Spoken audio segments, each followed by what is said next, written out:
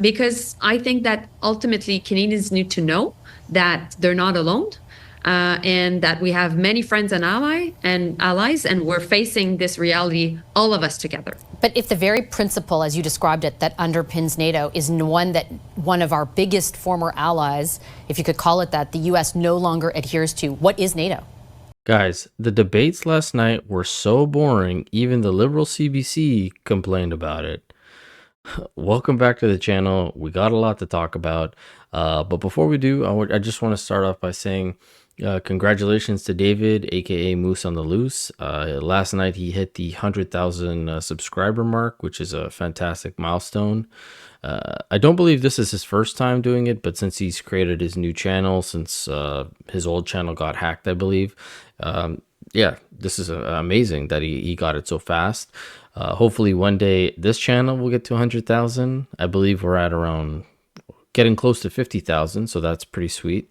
But yeah, just again, congratulations to David. I look forward to every one of his videos. He's very informative, and I'm sure you guys all feel the same way about him. But with that being said, last night I decided to watch the French debates. Now today they have the English debates, which is something I could have waited for. But I did want to see how Carney's French held up, how he handled being on the stage, debating other people. Because unlike Karina Gould, Frank Bayless, and Freeland, they've been in the House of Commons. They've done the back and forth. He's never done it. It showed. He wasn't even able to answer some of the questions sometimes, or get to the end of his answer. But before we do a bit of a breakdown of the debate, I wanted to show you this clip of Melanie Joly on Vashi Capellos' show, because I don't understand why she is our foreign minister. This woman has such a hard time talking to our own media that I can't imagine dealing with her as a foreign diplomat or congressperson or anything like that from another country. Now, she starts off by kind of boasting about how she's been traveling everywhere, all over Europe, and then this is where the confrontational conversation begins to happen. Take a listen. We are able to bring back peace to Europe, and these conversations are important. But that's why Canada, and I'm here in Europe. I've been here for 2 weeks. I've been to Paris. I've been to Germany and Munich. I've been to Brussels and the EU, and now I'm here in London, making sure we have the same understanding with our allies, and making sure also that we can bring the Americans on board. But the issue of security guarantees is not something that is surprising. Canadians watching us right now, Vashi, should not be surprised, because this is consistent with all the conversations we've had, not only Canada and the US, but also many of our European allies with the US. And certainly, I'm not casting aspersions on the Canadian position or our allies in the view that they've taken on guaranteeing security for Ukraine, or even the war itself. But I think, for people who have listened to Donald Trump over the last 10 days on Ukraine, the way in which he has allied himself in the United States with Putin is not just something that can be easily dismissed. Why do you believe, what information do you have that we don't, that the Americans can still get on board with anything that Canada is espousing when it comes to Ukraine? What do you know that we don't? Well, so Vashi, I think first and foremost, in terms of asking questions to the Americans, if you want to ask them questions, you can. What I'm telling you is based on the information. You're saying that they can get on board. But I just want to finish my answer, just a second. We've been able to get a consensus on the importance of security guarantees. Today, the Prime Minister was in Kyiv, along with many other G7 leaders, and President Trump participated. So I think that was a constructive dialogue, and we need to continue to engage on that. Meanwhile, President Trump himself knows that he cannot get a bad deal, because if that's the case, that would be not necessarily positive for the Americans. So that's our job. Right now, I would love to answer you more clearly your questions, but right now it is important that diplomacy sometimes needs to remain private in order to be extremely effective. But I must say, I've been a foreign minister for 3.5 years, and the level of fluidity of negotiations have never been so high. So I'm giving you the information I can give you. And for Canadians watching us at home, please be assured that Canada's interests are being defended, and we're at the table when it comes to the future of Europe and NATO. Yes, the future of Europe and NATO. Let's not worry about Canada, because apparently for her, defending our interests is flying around Europe and talking to random people, or Trudeau deciding to go on these emergency summits where he's pledging to donate Ukraine even more money, when we have yet to meet the 2% commitment that we've agreed on for NATO.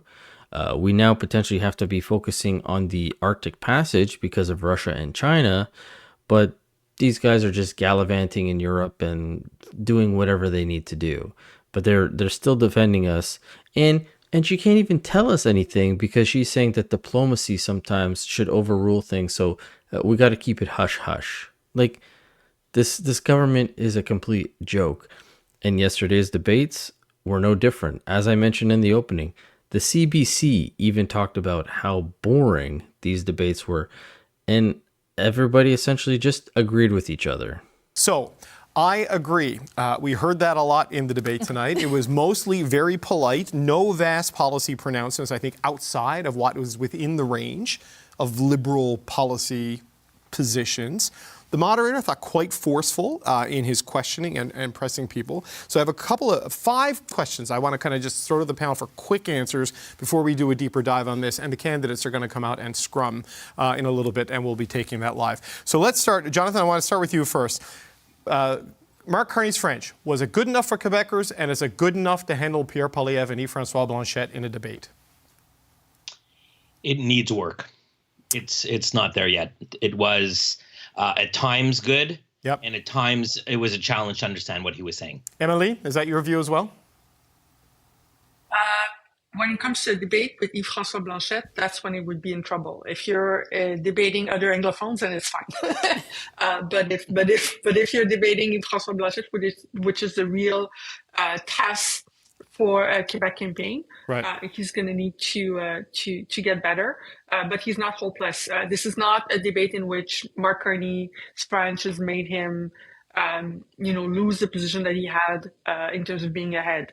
Okay. Nothing of the sort happened right now. Okay, Rosie, your thoughts? Yeah, ditto with all of that. But I would also say at times seem to struggle to understand the question fully, which I think is more problematic for me. But this was not career ending, but it was certainly a signal that it's got to get better. And couldn't finish his answers in time sometimes. So I'm going to, what are your thoughts on those questions? Yeah, he didn't seem super comfortable in everything. I found other candidates like Karina Gold able to pull out stories, and that was natural to them, and drive a human element to it. But he was able to answer the question at times. I noticed he struggled with finding the next word that he needed. Okay.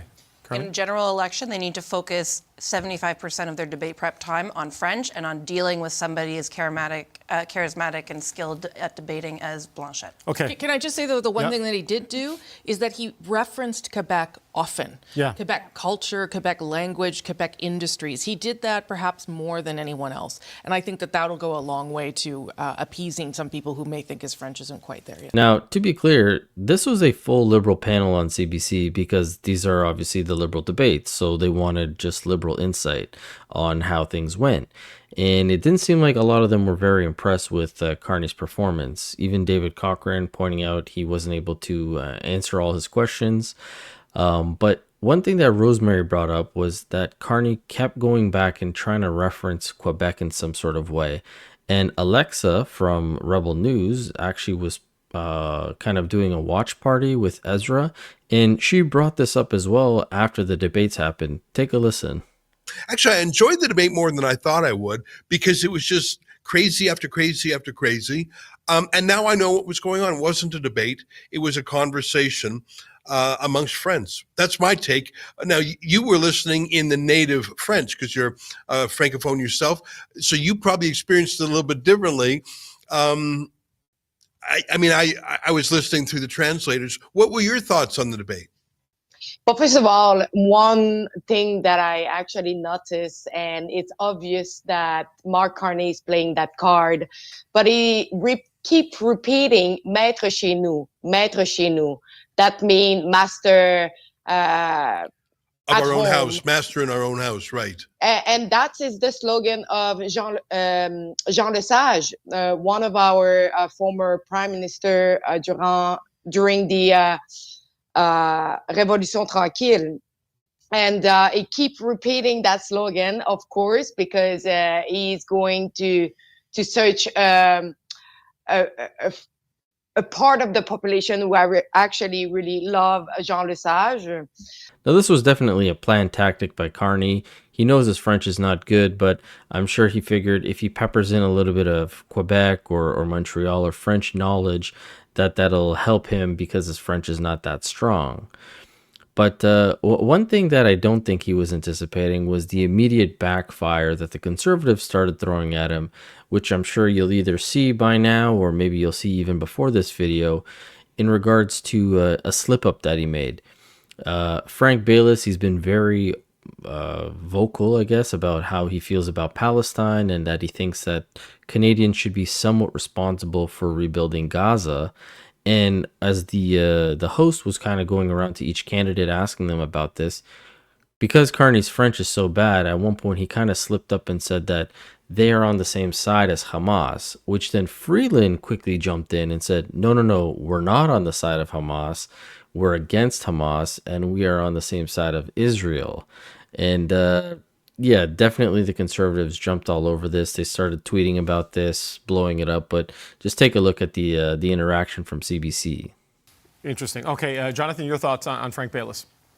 I think he's an outlier. He's he has picked this one point on Palestinian state recognition where he has a very weak inability to articulate why. He has decided that that's his winning policy position.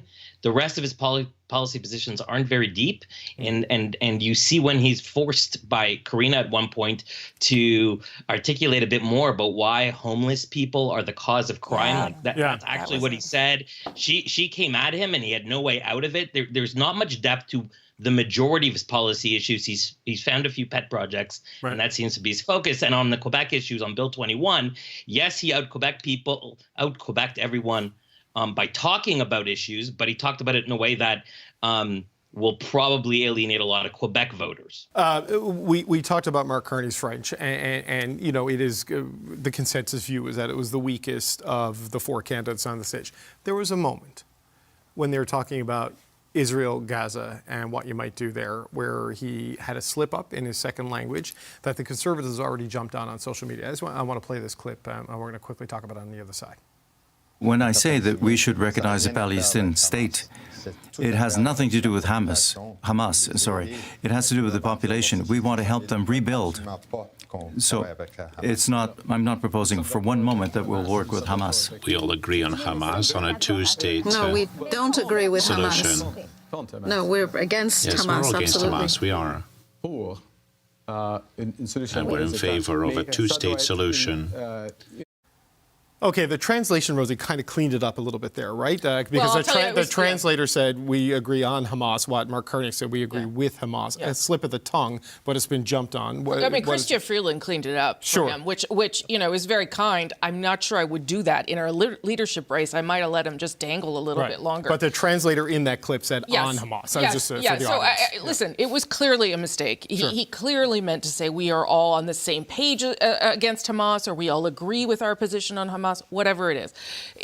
But the problem is not the mistake. The problem is what happens if you have a leader who is able to make that mistake on an issue that is that delicate, that sensitive, that could cause you all kinds of problems at a world leaders meeting where you say something and you don't have Christian Freeland beside you to clean it up. So it will be an attack ad, 100% it will be. It's already on as soon as he said it, I knew that it was coming.